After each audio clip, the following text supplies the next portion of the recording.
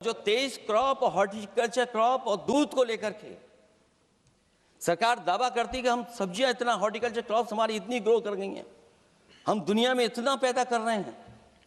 दूध के जब आंकड़े बताते हैं कि दुनिया में हम दूध का उत्पादन इतना कर रहे हैं, और अगर आपका बजट ही विकसित भारत का बजट है, तो हमारे हॉर्टिकल्चर क्रॉप्स और जो हमारा किसान दूध का उत्पादन कर रहा है, दूध का उत्पादन हो रहा है, उसके लिए एमएसपी की गारंटी कब देंगे आप लोग? और गारंटी हम लोग इसलिए मांग रहे हैं क्योंकि उसको घर कैसे बनाएगा, घर कैसे चलाएगा, अगर उसको लाभ नहीं मिलेगा, बच्चों को कैसे पढ़ाएगा, अपनी बेटियों को हंसी खुशी विदा कैसे कर पाएगा? और इधर तो जहां फसल की कीमत नहीं मिल पा रही है, सभापति महोदय, सोने के भाव कहां पहुंच गए हैं। पहले गरीब सोचता था जब हम अपनी बेटी की विदा करेंगे तो कुछ सोने का एक सामान खरीद करके दे देंगे उसको। जैसे जैसे बीजेपी की सरकार चली और आगे बढ़ती गई, 12 साल ऐसे हैं आ गए कि अब तो चांदी तो दूर, अगर यही सरकार चलती रही तो लोहे पर पीतल चढ़ाकर भी गरीब अपनी बेटी की विदाई नहीं करा पाएगा। कैसे अपने भविष्य के लिए 2 पैसे जमा कर पाएगा? मतलब आज क्या खाएगा, कल के लिए क्या बचा पाएगा? ये किसानों के बड़े सवाल हैं। भाजपाई किसानों को लाभ नहीं पहुंचाना चाहते हैं, ये किसी और को लाभ पहुंचाना चाहते हैं। कुछ अदृश्य लोग हैं जिनको लाभ पहुंचाना चाहते हैं, क्योंकि इनका बजट, जो बजट बनाते हैं, वो आम जनता का ना उसमें जिक्र है ना फिक्र रहती है। और अगर फिक्र होती उनको तो किसान की खाद समय पर मिल जाती, उनको बीज समय पर मिल जाता, सस्ती बिजली उपलब्ध हो जाती, सिंचाई या सिंचाई मुफ्त हो जाती थी। और मुझे याद है सभापति महोदय, समाजवादी सरकार में हम लोगों ने किसानों की सिंचाई मुफ्त करने के भी फैसले लिए। कीटनाशक दवाइयां कितनी महंगी हैं और सरकार ने किसानों को अपने हाल पे छोड़ दिया। मंडियों पे कहीं कोई खरीद नहीं है, और अगर खरीद हुई है तो सरकार बताए कि धान, आलू या गेहूं की खरीद में तो मिल जाती है उसको कीमत, लेकिन धान और आलू जैसी फसलों पर कोई सरकार कीमत नहीं दे पा रही है। महंगाई बेतहाशा बढ़ने पर भी इस बजट में जनता को टैक्स में न छूट देना टैक्स शोषण है। अमीरों के काम कारोबार और घूमने फिरने पर 10 तरह की छूटें दी गई हैं, लेकिन बेकारी बेरोजगारी से जूझ रहे लोगों की उम्मीदों की थाली खाली है। मध्यम वर्ग अपने आप को ठगा महसूस कर रहा है। शोषित, वंचित, गरीब व्यक्ति जहां था वैसे भी नीचे जाता दिख रहा है। इस बजट ने उसके चादर में पैबंद लगाने की जगह उसे और चिथड़ा कर दिया है, क्योंकि सामाजिक सुरक्षा केवल शब्दों की औपचारिकता रह गई है।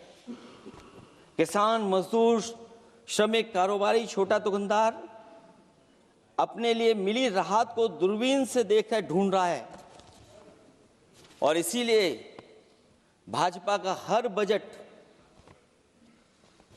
1/20 का बजट मानते हैं, क्योंकि वो 5% लोगों के लिए ही होता है। अच्छे बजट की होती हैं 3 पहचान: गरीब की तरक्की, खुशहाली और मुस्कान।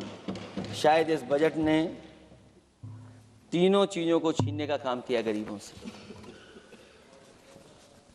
दूसरा विषय, स्वास्थ्य को लेकर के बहुत हमारा गरीब समय समय पर परेशान रहता है। स्वास्थ्य को लेकर के जो ठोस कदम सरकार को उठाने चाहिए, वो सभापति महोदय सरकार नहीं उठाती दिख रही है, और जितना भी स्वास्थ्य सेवाएं हैं वो ठप होती चली जा रही हैं। मैं उत्तर प्रदेश की बता सकता हूं, मुझे याद है सभापति महोदय, पहला जो भारत सरकार और प्रदेश सरकार को मिलकर के पहला हॉस्पिटल, मेडिकल कॉलेज शाहजहांपुर का बना था।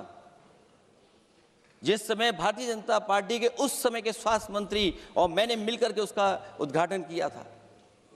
उसके बाद जो प्रचार में तो ये बहुत आगे हैं, प्रचार में तो ये कहते हैं कि हर डिस्ट्रिक्ट में हर हॉस्पिटल, हर डिस्ट्रिक्ट में एक हॉस्पिटल या मेडिकल कॉलेज, लेकिन सच्चाई तो ये है कि इन हॉस्पिटलों में इलाज नहीं है, दवाई नहीं है, ऑपरेशन के लिए कहाँ जाना पड़ता है, भटकना पड़ता है।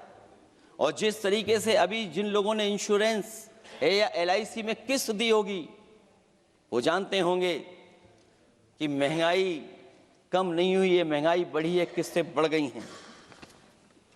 उदाहरण के लिए दिल्ली के एम्स के लिए 5,600 करोड़ रुपए और आयुष्मान भारत के लिए पूरे देश के लिए सरकार ने जो बजट रखा है वो 4,700 करोड़ रुपए है।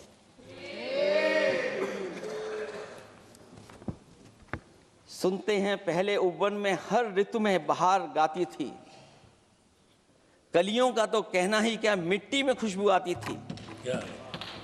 ये भी ज्ञात हमें उपवन में कुछ ऐसे भौरे आए थे, सारा चमन कर दिया मरघट, अपने साथ जहर लाए थे। लेकिन अगर चमन वाले ही भौरों के रंग ढंग अपनाएं, माली तुम ही फैसला कर दो, हम किसको दोषी ठहराएं। सभापति महोदय, मैं उत्तर प्रदेश से आता हूं, जहां पर प्रधान संसदीय क्षेत्र है। राजमाता पूजनीय अहिल्याबाई होलकर जी, उनकी मूर्ति थी, उसको बुलडोजर से तोड़वा दिया। सभापति महोदय, कोई कल्पना कर सकता है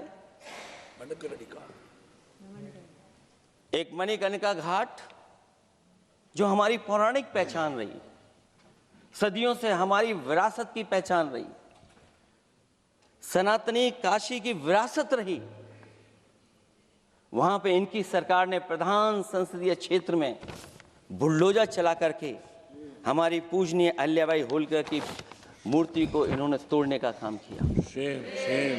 और सभापति महोदय, केवल एक मूर्ति नहीं, वहां पर अगर हम गिनती करेंगे, 1 नहीं, 2 नहीं, 3 नहीं, 4 नहीं, 5 नहीं, 6 नहीं, 7 नहीं, लगभग 100 मंदिरों को तोड़ने का काम इसी सरकार में हुआ है। केवल मंदिर नहीं तोड़े गए सभापति महोदय, एक antique bell donated by Nepal नरेश, जो घंटा बजता था, सभापति महोदय, जो घंटा बजता था, नेपाल नरेश जिन्होंने गिफ्ट किया था, वो घंटा भी लापता है।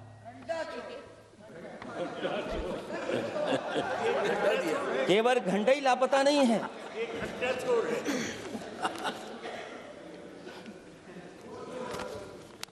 सभापति महोदय,